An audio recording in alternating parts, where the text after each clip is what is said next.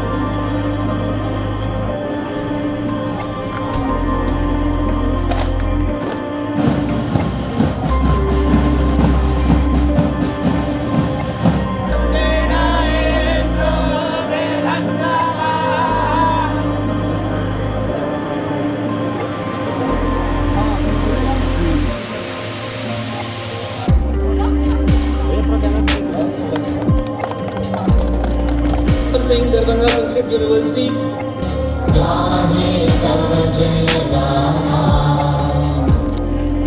kindly join them in the lamp lighting ceremony. एक बार जोर कार्यक्रम को आगे बढ़ाएं। हमारे यहाँ के छात्रों की चलेगा और अभी कुछ ही क्षणों में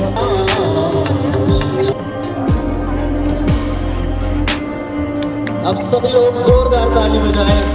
ये हमारे मिथिला मधुबनी फेमस मखान की माला।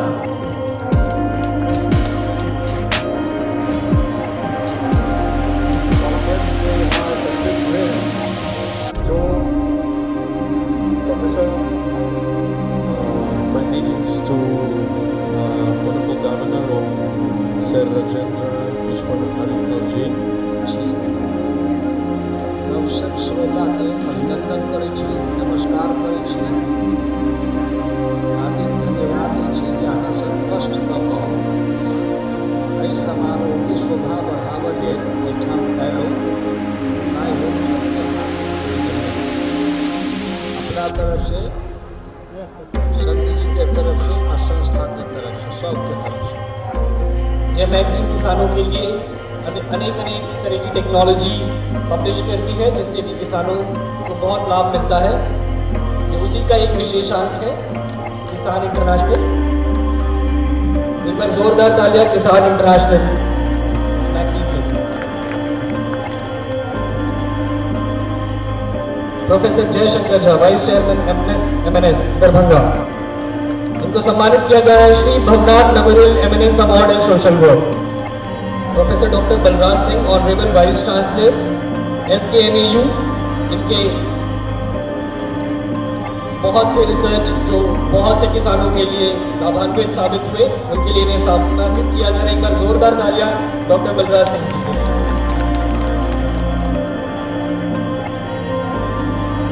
जोरदार तालियां डॉक्टर योगेंद्र कुमार कर्की जी के लिए।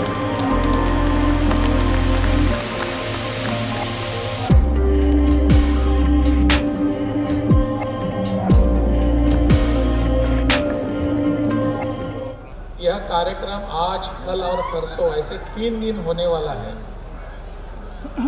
और इन तीनों दिनों में अलग अलग विषयों पर यहाँ विमर्श होगा, चर्चा होगी, चिंतन होगा और आप कुछ यहाँ से लेकर जाएंगे।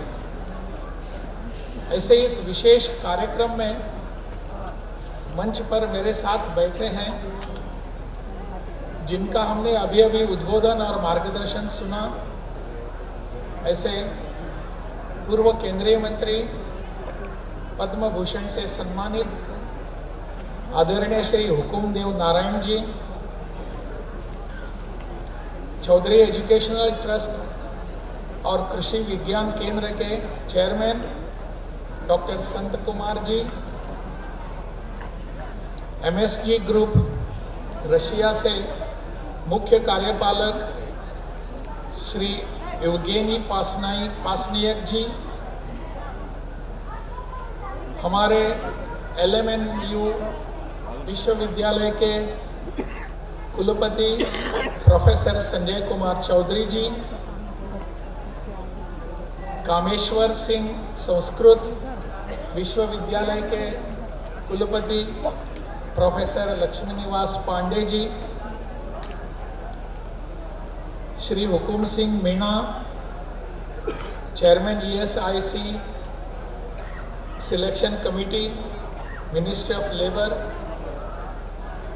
ऐसे सभी यहाँ महानुभाव बैठे हुए हैं। सामने मंच के सामने बैठे हैं यहाँ के DM साहब, यहाँ के SP साहब, अन्य सभी अधिकारी, महानुभाव, मेरे किसान बंधु और यहाँ अन्य सभी उपस्थित बहनों और भाइयों। मैंने यहाँ आते ही मंच पर अभी बोलने के लिए आ रहा था तो मैंने घड़ी देखी कि मुझे कितनी देर बोलना है यहाँ। आप सबको तो भूख लगी होगी ना, मुझे भी भूख लगी है, तो हम समदुखी हैं एक दूसरे के। हेलो। जिसका अभी प्रभु रामचंद्र अपने आवास में रहने के लिए 22 जनवरी को गए, तो स्वाभाविक रूप से मिथिला को भी आनंद हुआ होगा। और आप सब ऐसे भाग्यशाली लोग हैं और मैं भी खुद को भाग्यशाली समझता हूँ, मानता हूँ कि बिहार में रहने के कारण, बिहार का राज्यपाल बनने के कारण, दूर से क्यों ना हो लेकिन प्रभु रामचंद्र की अयोध्या नगरी से मैं भी आपकी तरह जुड़ा हुआ हूँ। मेरा सद्भाग्य है, सौभाग्य है।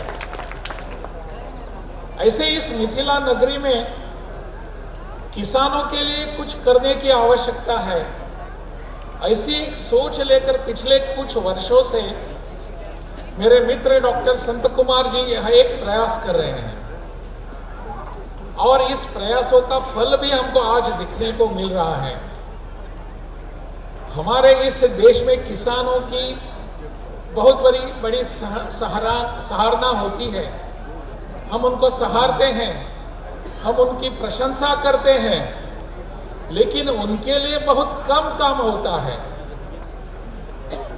हमेशा इस देश की अर्थव्यवस्था जो है, आर्थिकी है, हम भाषणों में सुनते हैं हमारे नेताओं के कि हमारा किसान है, हमारी अर्थव्यवस्था की रीढ़ है और वो मजबूती से रीढ़ बननी चाहिए।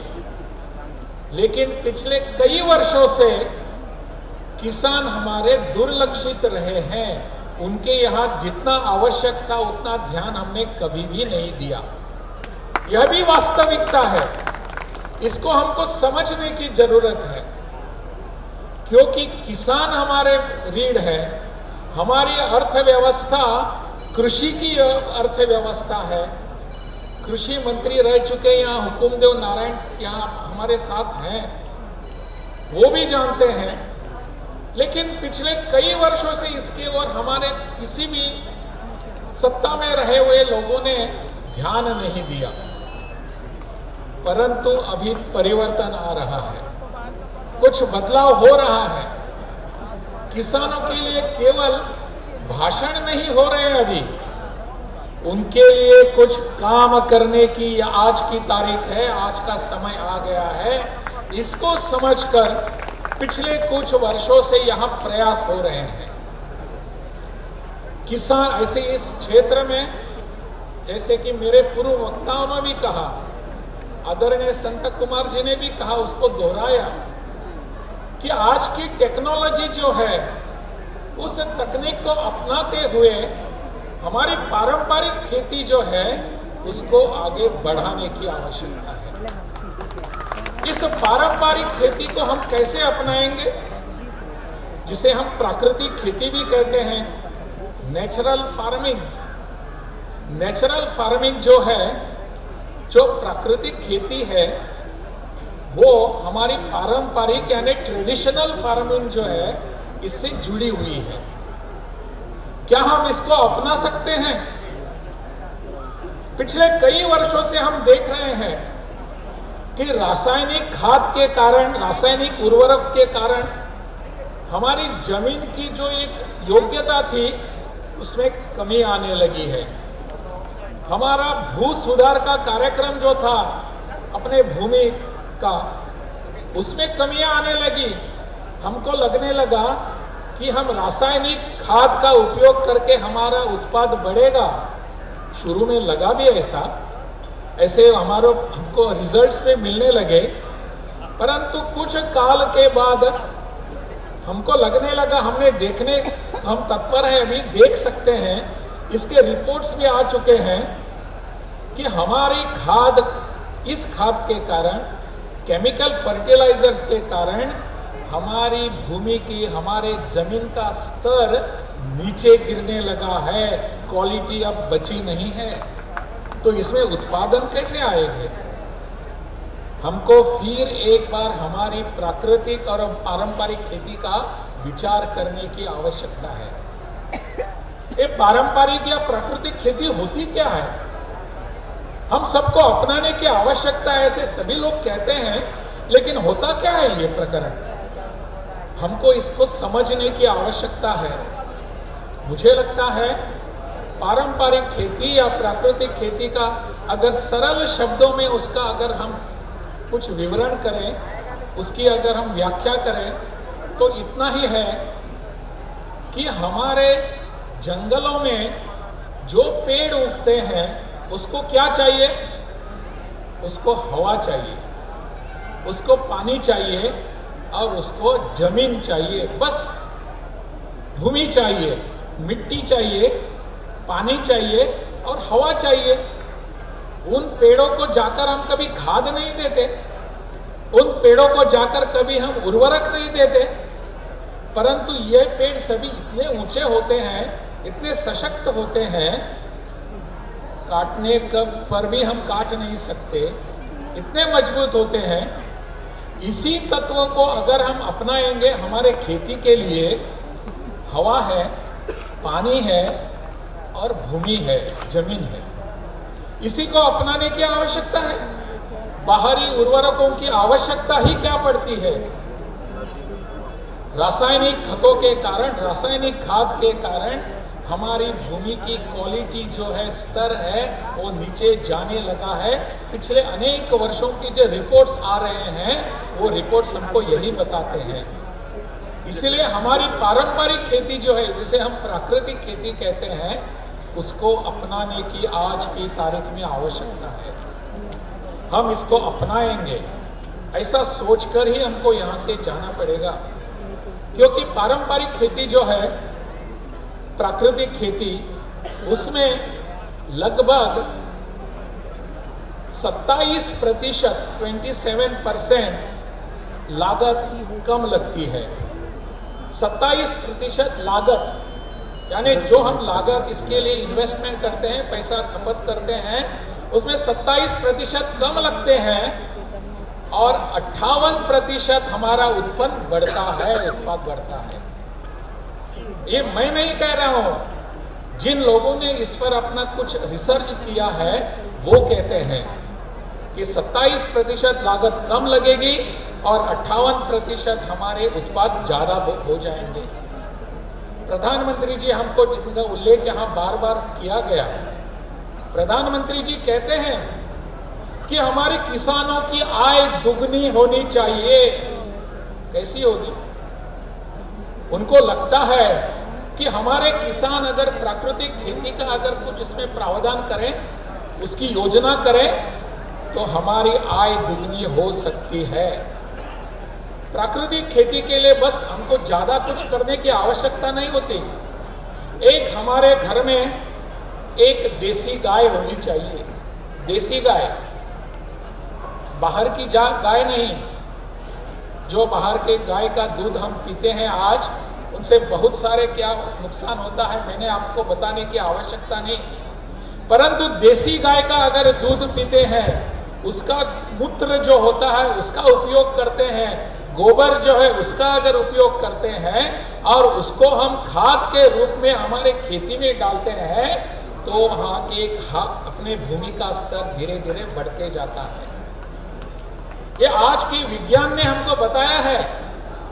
हम इसको दरकिनारे क्यों करते हैं पता नहीं। आवश्यकता यह है कि हमको इसके ऊपर ध्यान देने की, कि जो हमारी प्रकृति ने हमको दिया है, जो हमारे पूर्वजों ने पारंपरिक रूप से हमको दिया है, उसको हम क्यों अपनाते नहीं। अपनाने की आवश्यकता है। गोमूत्र हो, गोबर हो, इन सब से और कुछ यहाँ बिखरा हुआ कचरा है, उसको अगर हम इसमें जोड़ देंगे तो हमारा जीवामृत बन जाता है। जो खाद होता है वो हमारे खेती के लिए बहुत ही उपयुक्त होता है। इसको हमको अपनाने की जरूरत है, तभी जाकर हमारा किसान आत्मनिर्भर बनेगा। हमारा किसान आज जो कर्ज में, हमारे ऋण में फंसा हुआ है, वह किसान इसमें फंसेगा नहीं है। इसके बावजूद हमारा उत्पादन नहीं बढ़ता। उत्पाद बढ़ाने का यह उपाय बहुत ही सादा सरल उपाय है कि हमारी खेती प्राकृतिक और निसर्गता जो होती है उसके आधार पर और पारंपरिक आधार पर होनी चाहिए। इसी पद्धति से होनी चाहिए। मैंने इस पर थोड़ा सा एक शोध किया है, मैंने इसको पढ़ा है, जाना है और काम किया है, इसलिए मैं बोल सकता हूँ। ये पारंपरिक खेती का अनुभव मुझे हिमाचल प्रदेश में मिला। हिमाचल प्रदेश में वहाँ गवर्नर था मैं, उस समय पारंपरिक खेती का वहाँ के सरकार ने अपनाया था। SPNF कहते हैं उसको, सुभाष पालेकर नेचुरल फार्मिंग। जो नेचुरल फार्मिंग जो है उसको वहाँ अपनाया गया। लगभग 1.5-2 लाख वहाँ के किसान इस पद्धति को अपनाए हुए हैं। 1.5-2 लाख किसान। वहाँ के एक कार्यक्रम में मैं गया था। मैं आपको मेरा अनुभव बता देता हूँ। मैं जानता हूँ मेरा घड़ी की ओर ध्यान भी है। वहाँ का अनुभव ऐसा है कि ऐसे किसानों के एक वहाँ मेला था और उस मेले में सभी महिलाएं थी जो प्राकृतिक खेती को अपनाकर अपने खेत में काम करती हैं। तो सभी महिलाएं वहाँ अपना अनुभव बता रहे थे, क्या क्या कैसे हुआ। मैं मंच पर बैठा था और वहाँ सामने आकर मंच पर एक महिला ने, युवती है, वो युवती थी, वो वहाँ आई और अपना अनुभव बताने लगी कि मैंने किस तरह से पारंपरिक खेती को अपनाया और मेरा उत्पादन कैसे बढ़ गया। वहाँ की खेती में उत्पाद जो था वो बढ़ने लगा था। मैंने उस युवती को, हमारे उस बेटी को मैंने रोका और पूछा कि बेटी मुझे एक बताओ कि आप कहाँ तक पढ़ी हो।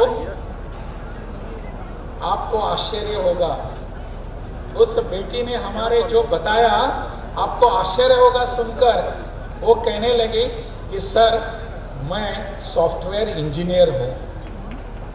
मैंने पूछा सॉफ्टवेयर इंजीनियर तो आप कहाँ? हाँ, मुंबई में मैं जॉब करती थी। मुंबई में, महाराष्ट्र के मुंबई में मैं जॉब करती थी, लेकिन उसको छोड़कर मैं मेरी मिट्टी में काम करने के लिए, वो भी प्राकृतिक तरीके से काम करने के लिए आई हूँ।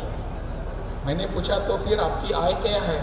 तो वो कहने लगी हमारी बेटी कि सर मुझे वहाँ जितना मिलता था उससे दुगना मुझे मेरी खेती में मिल रहा है।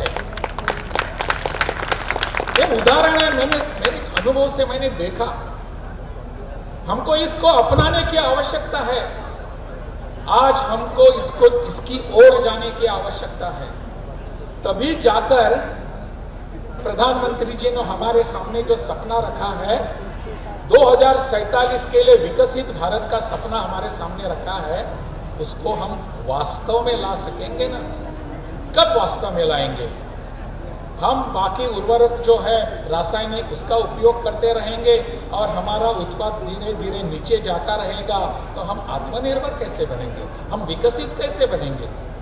विकसित बनने के लिए हम सबको अपना सहयोग चाहिए। अभिनंदन पत्र एक बार जोरदार तालियां। हो जिस राज्य में आप जैसे महामहिम, वही सफलता की सौगात होती है, सौगात होती है।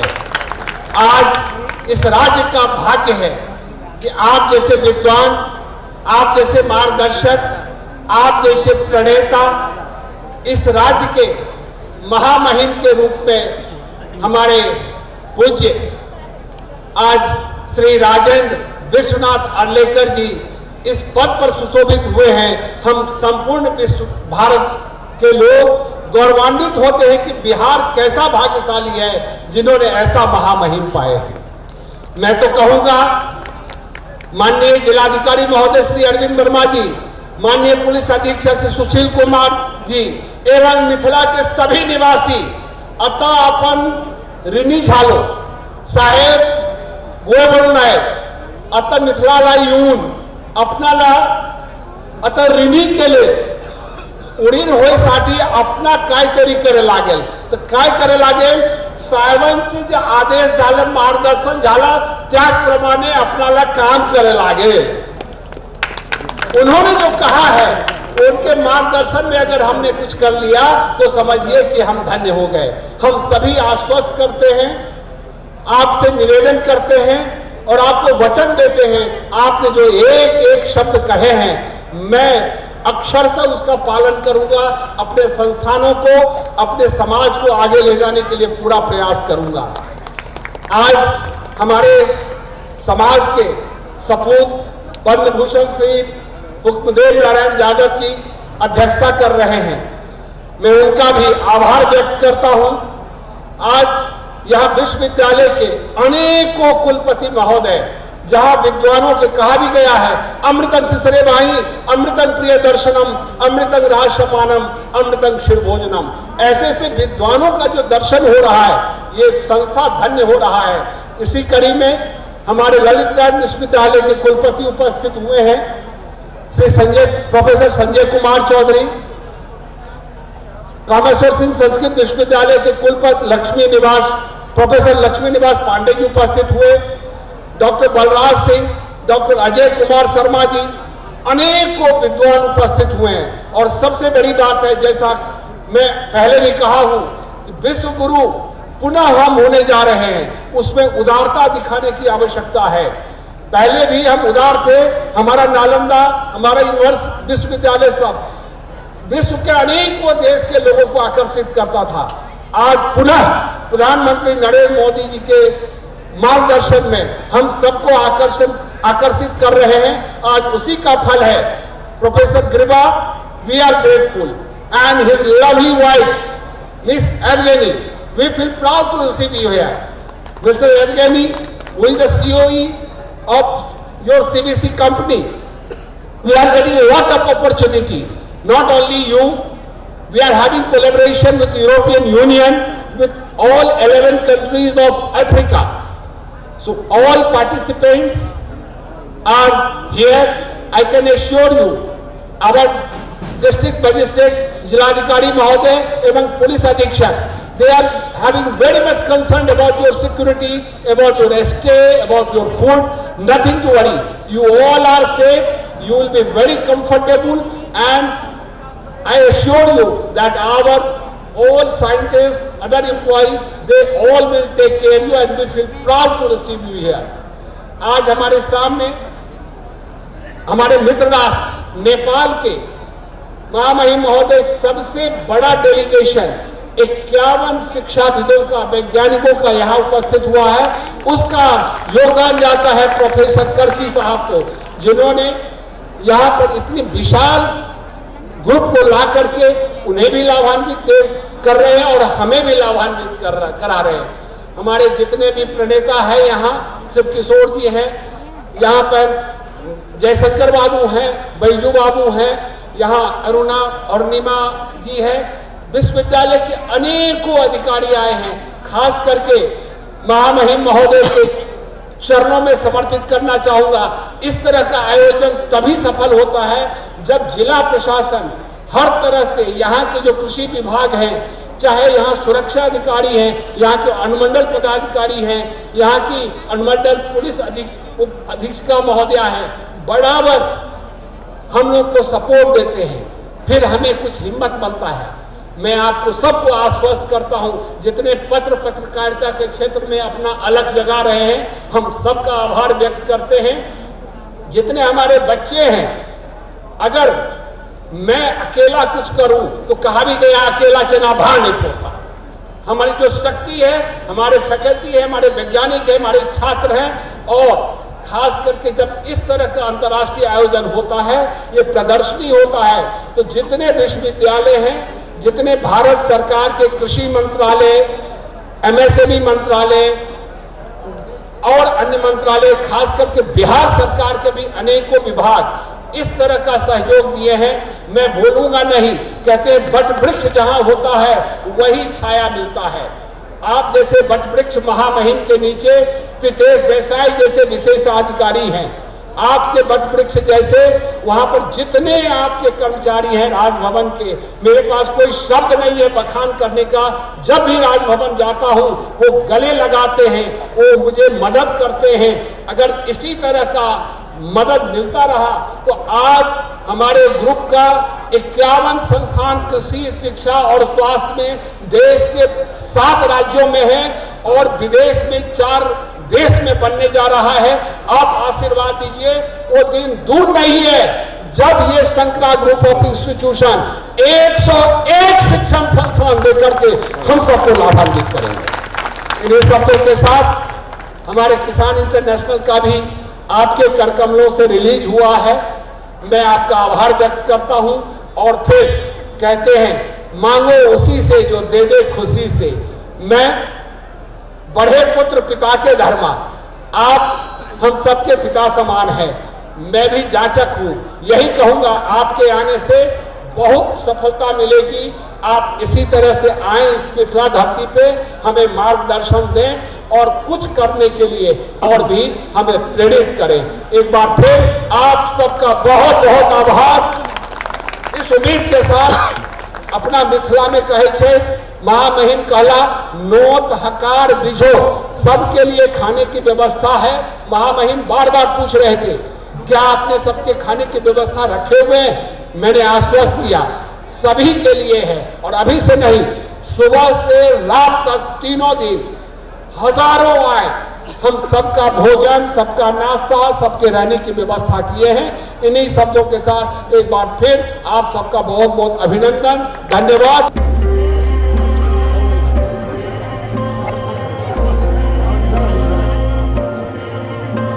नमस्कार, मेरा नाम विनीता झा है। मैं अवार्डी आर्टिस्ट हूँ और मैंने मधुबनी पेंटिंग से बहुत से ढेर सारा अवार्ड प्राप्त की हूँ और हर जगह गई हूँ। मैं इस बार 30 दिसंबर को माननीय प्रधानमंत्री जी से मिली हूँ इसी मकसद पे। ये अमृत भारत ट्रेन का उसी दिन उद्घाटन था दरभंगा से, उसमें मिली। और हम हमेशा हमारा प्रोग्राम कहीं न कहीं हमारे उच्च अधिकारी से मिलना रहता है, मंत्री महोदय से।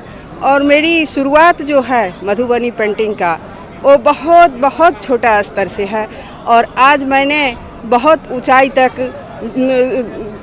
पहुंच चुकी हूं, लेकिन आसमान छूने में टाइम है। तो ये पेंटिंग जो है सो हमारे मिथिला की शान बान है और हज़ारों सैकड़ों परिवार जो है सो इससे परवरिश चल रही है।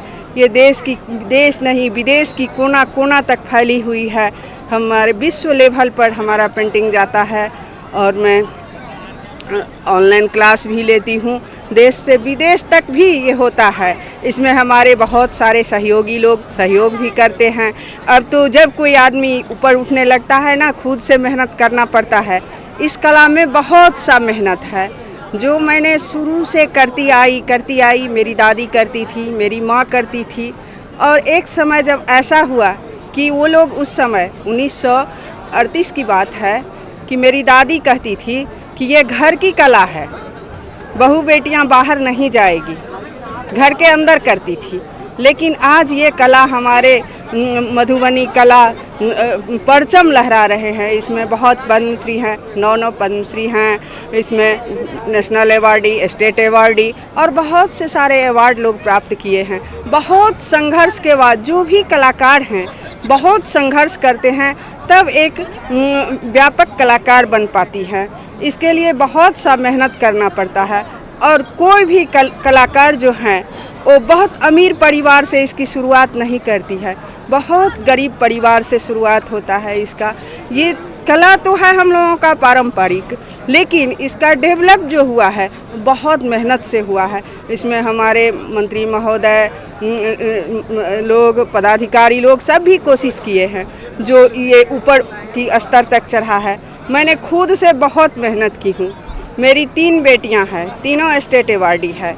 एक को रेल मंत्रालय से नेशनल भी मिला है। हम लोग रेलवे डिपार्टमेंट में भी पेंटिंग किए। और जो हमारा मधुबनी सबसे पिछड़ा था, इसी मधुबनी पेंटिंग के बदौलत द्वितीय स्थान पर आ गया। और सारे जगह आज मधुबनी ही मधुबनी दिख रहा है। और परिवार का हमारे कलाकार कला की बदौलत अपने बच्चों को डॉक्टर, इंजीनियर बना रहे हैं। आज जो हम डॉक्टर SK चौधरी के यहाँ हैं KVK में, वो भी बहुत कलाकार के लिए किए हैं। नेचुरल कलर में वो बहुत दिए हैं कलाकार को योगदान, जो यहाँ KVK से फूल पत्ती का कलर के लिए मिलता है। बहुत सहयोग करते हैं, यहाँ स्टॉल लगा करके प्रचार प्रसार करवा करके कलाकार को जीविका बढ़वाते हैं। शुभ संध्या। मैं ईशांत कुमार, सहायक प्राध्यापक, दरभंगा अभियंत्रण महाविद्यालय दरभंगा। हम बोलते हैं जल ही जीवन है, पर क्या हर जल पीने लायक है? शायद नहीं। जब हम बात करेंगे दरभंगा, मधुबनी या पूरे मिथिला बेल्ट में, आपको जान के ये आश्चर्य होगा कि पूरा मिथिला बेल्ट आर्सेनिक पॉल्यूशन से ग्रसित है। और ये आर्सेनिक पॉल्यूशन कोई नया चीज़ नहीं है, ये पिछले दशकों से यहाँ पर फैलते जा रहा है। और आर्सेनिक पॉल्यूशन की वजह से बहुत सारे कैंसर के मरीज़ बनते जा रहे हैं। आप देखे होंगे दरभंगा के पास एक कैंसर इंस्टीट्यूट खुल चुका है, स्वामी विवेकानंद कैंसर इंस्टीट्यूट। क्या ये यहाँ की ज़रूरत थी? शायद नहीं। ये जो भी क्षेत्र है पूरी तरह आर्सेनिक रिच है। यहाँ के नीचे जो भी रॉक्स हैं वो आर्सेनिक रिच रॉक है। और समय के साथ वो रॉक से आर्सेनिक निकलते जा रहे हैं और हमारे भूजल में मिलते जा रहे हैं। अब जैसे हम बात करेंगे आर्सेनिक की, अगली बात होगी कैंसर की। कैंसर मतलब मौत, पर ये कैंसर रोका जा सकता है। जब हम बात करेंगे कैंसर रोकने की, यानी हम बात करेंगे स्वच्छ जल पीने की। अब स्वच्छ जल पे बात करते हैं। आपके घर में RO है, आपके घर में अलग अलग तरीके के फ़िल्टर हैं, पर क्या वो फ़िल्टर आर्सेनिक हटाता है? आपको ये जान के आश्चर्य होगा कि हाँ, RO आर्सेनिक हटाता है, लेकिन वो आर्सेनिक को हटाने के साथ साथ अन्य जो भी माइक्रो और माइक्रो न्यूट्रिएंट्स है सब हटा देता है। तो क्या वो पानी सही है? शायद नहीं। आपके पानी में अगर वाटर का आप एक कॉमन सुने होंगे TDS, अगर TDS वाटर का काफ़ी कम है तो क्या होता है, धीरे धीरे आपके बॉडी में न्यूट्रिएंट्स की कमी होने लगेगी, स्किन में रैशेस आने लगेंगे और स्किन खराब हो जाएगी। लेकिन हमने ये मॉडल डेवलप किया तेजपुर यूनिवर्सिटी के साथ। तेजपुर यूनिवर्सिटी के Shri Robin Dutta sir, doctor professor Robin Dutta sir के गाइडेंस में उन्होंने ये पेटेंटेड टेक्नोलॉजी डेवलप किया और हम उस टेक्नोलॉजी का यूज़ करके ये पूरे बिहार प्रदेश में, उत्तर प्रदेश में और बंगाल के क्षेत्र में, असम के क्षेत्र में कोशिश कर रहे हैं कि आर्सेनिक पॉल्यूशन से निजात पाया जा सके। अब मैं थोड़ा सा बताऊंगा कि एग्जैक्टली ये है क्या। आप इसमें देखिए, ये एक चैम्बर है, इसे हम बोलते हैं कोगुलेशन यूनिट, या ये दोनों सेम तकनीक है, बस हमने फिल्ट्रेशन यूनिट चेंज किया। ये बोलते हैं कोगुलेशन यूनिट। कोगुलेशन यूनिट है क्या? हम इसमें क्या करते हैं, आगे पानी को जमा करते हैं। जैसे 30 लीटर की टैंक है, हमने इसे 30 लीटर पानी से भरा। इसके बाद जो घर में आपके छोटे छोटे केमिकल्स होते हैं, जैसे खाने वाली सोडा, तो खाने वाली सोडा को हम यूज़ करते हैं इसमें। अगर 30 लीटर पानी है तो हम 3 ग्राम खाने वाली सोडा यूज़ करेंगे। इसके बाद फिर हम इसमें डालेंगे पोटेशियम परमैंगनेट, KMnO4 बोलते हैं इसे। अब क्या काम है KMnO4 का? KMnO4 act as oxidising agent. ये क्या करेगी, जो भी इसमें कोई पैथोजन है, बैक्टीरिया है या फिर और भी, अगर आयरन Fe2+ में से Fe3+ में जाएगा तो प्रेसिपिटेट करेगी इसे। इसके बाद हम डालेंगे इसमें FeCl3, फेरिक क्लोराइड। आप एक कॉमन नाम सुने होंगे फिटकरी का, एलम बोलते हैं उसे। एलम को हम रिप्लेस कर रहे हैं फेरिक क्लोराइड से। ये क्या करता है, alum, ferric chloride, potassium permanganate और आपकी बेकिंग सोडा मिलके एक फ्लॉक बनाती है जो आर्सेनिक को प्रेसिपिटेट करवाती है, यानी वाटर से आर्सेनिक हटाया जाता है। अब आप अगर गौर से देखिएगा इसमें तो देखिएगा कि कितना ज़्यादा एक मोटा लेयर बन गया है, हरा सा लेयर है। इसमें क्या है, आर्सेनिक मौजूद है।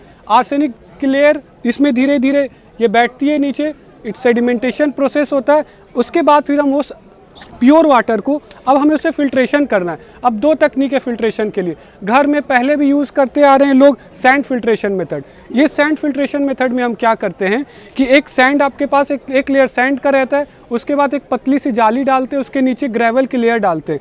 अब जैसे फिर हम इसे ऑन करेंगे, इसमें पानी आना चालू हो गया इस लेयर से इस टैंक में। उसके बाद फिर हम थोड़ी देर वेट करेंगे और आपके पास डायरेक्ट आप इसे पानी भरिए और ये पीने लायक है तुरंत। अब बात हो गई, क्या ये आरओ से बेटर है, क्या ये बाकी फिल्ट्रेशन तकनीक से बेटर है? शायद हाँ। क्यों? क्योंकि इसमें TDS जो है, एक नॉर्मल आदमी को TDS अप्रॉक्सीमेटली 100 से 150 के बीच में होना चाहिए, वो इसमें है। उसके बाद आपकी हार्डनेस कम होनी चाहिए, हार्डनेस कम कर देती है। एल्कलिनिटी कम होनी चाहिए। उसके बाद pH एक नॉर्मल रेंज में होनी चाहिए। आयरन की मात्रा कम होनी चाहिए। बाकी और भी हैवी मेटल से वो कम होनी चाहिए। WHO की जो भी गाइडलाइंस है उसको हर गाइडलाइंस को ये सेटिस्फाई करती है। तो ये एक छोटा सा मेथड है जिससे ईजिली आप कैंसर को मात दे सकते हैं। स्पेशली जब हम बात करेंगे मिथिला क्षेत्र में या फिर जो भी गंगा बेल्ट है या फिर ब्रह्मपुत्रा बेल्ट है, यहाँ आर्सेनिक की समस्या बढ़ते जा रही है। उसको निजात करने के लिए ये सबसे सस्ता और सबसे ईजी तरीका है। हम लोग दरभंगा अभियंत्रण महाविद्यालय में एक हमारे पास यूनिट है, जिसे भी इस तकनीक का सहारा चाहिए हम उसे प्रोवाइड करेंगे। हमारे principal sir doctor Sandeep Tiwari sir के गाइडेंस में उन्होंने तेजपुर यूनिवर्सिटी के साथ डॉक्टर रॉबिन दत्ता सर के साथ कोलैबोरेशन करके हम ये चीज़ों को और फैलाने की कोशिश कर रहे हैं कि आगे कैंसर से मौत ना हो। कैंसर एक जहर है, हम उसे जहर को पीना नहीं है। आर्सेनिक एक जहर है, उस जहर को हमें लेना नहीं है। आइ हम सब अतैलिए मधुबनी में बसेठा गाँव में जतऽ की छै कि अतऽ एग्रीकल्चर एक्सपो लगलै है। एहिमे बेसिकली की छै कि एतऽ किछु बहुत सारा क्षेत्र छै, जेना कि भेलै Mithila basin, Ganga basin, Brahmaputra basin. एहि सबके क्षेत्रमे की छै कि जे पानि भेट रहल छै, ओहि पानिमे आर्सेनिकके मात्रा बहुत ज़्यादा छै, जाहिसँ कि बहुत सारा बीमारी फैल रहल छै। सबसँ मुख्य बीमारी तऽ जेना कि सबसँ जेना विस्तृत भऽ रहल छै कैंसर। ई एखन मेनली बहुत ज़्यादा प्रॉब्लम चलि रहल छै। तऽ ई बीमारीके ओवरकम करऽके लेल, ओहिसँ सबके मुक्ति दिलाबऽके लेल doctor Dutta Robin Dutta from Tezpur university ओ एक सबसे एकदम आसान तरीका निकालखिन है, जाहि कारण से ई बीमारी फैल रहल छै, आर्सेनिक के मात्रा बहुत ज़्यादा भऽ रहल छै, ओकरा ओवरकम करऽ के लेल, ओहिसँ छुटकारा पावऽ लेल, ओहिसँ मुक्ति दिलावऽ के लेल ओ एगो एकदम आसान तरीका के सेटअप एतऽ तैयार केलखिन है, जे ई कोगुलेशन सेटअप छै। इहो जे फिल्टर करै छै पानि के आरो आर्सेनिक के मात्रा के बहुत कम करऽ से एहिमे पूरा तक किछो चीज 100% प्योरीफाई नहीं भऽ सकै छै, लेकिन ओकर मात्रा कम करऽ के लेल ई सेटअप तैयार कयल गेल छै। आरो एकर सेटअप में अहाँके बता सकै छी जेना कि बहुत किछु छै। ई जेना डब्बा छै, ई जे पूरा सेटअप घरों पर अहाँ कऽ सकै छी। और ई जे घर पर सेटअप तैयार करऽ के लेल छै कि बहुत आसान तरीका एहि लेल छै कियाकि जते भी एहिमे सामान छै सेटअप के लिए ज़्यादा अहाँके खर्चा तर्चा नहीं करऽ पड़त। सबके जेना कते बाउल के फिल्ट्रेशन के लेल तौर पर यूज कयल गेल छै, तऽ ओ तऽ अगल बगल भेटिए जाइ छै। ई डोल तऽ अहाँके घर पर हेबे करत। फिर ई छै बेकिंग सोडा छै, इहो तऽ अहाँके घर पर खाना वाला सबके घर बनबे करै छै खाना, तऽ ई बेकिंग सोडा के इस्तेमाल कऽ के एकर केमिकल तैयार कयल जाइ छै। ई छै एकरो याद कयल जाइ छै, ई छै फेरिक क्लोराइड, एहिमे एकर बूंद के मात्रा डायल जेतै। फिर ई छै पोटेशियम परमैंगनेट, एकरा एहिमे इस्तेमाल कऽ कऽ किछु किछु के देख रहल छै ने सब, ई सब छै। तऽ ई सब तैयार कऽ कऽ ई पूरा के पूरा सेटअप तैयार कयल जाइ छै और फिर पूरा जे ई कैंसर बीमारी से मुक्ति देल जाइ छै। या हाँ, आर्सेनिक बहुत कम कयल, मतलब पूरा तऽ नहीं कम कऽ सकै छै, लेकिन हाँ कुछ हद तक कऽ सकै छी। आर्सेनिक कम करऽ में बहुत ज़्यादा लाभदायक छै। तऽ एतबे, थैंक यू।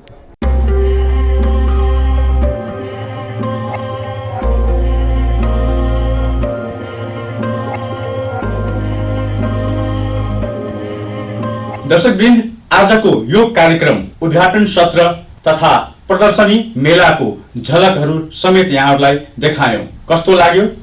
यहाँहरूको प्रतिक्रियाका लागि हामी सदैव आकांक्षी रहनेछौँ। आजको यस कार्यक्रमबाट म प्रवीण बिदा हुन्छु। हस्त नमस्कार। हेर्दै गर्नुहोला हाम्रो किसान टेलिभिजन।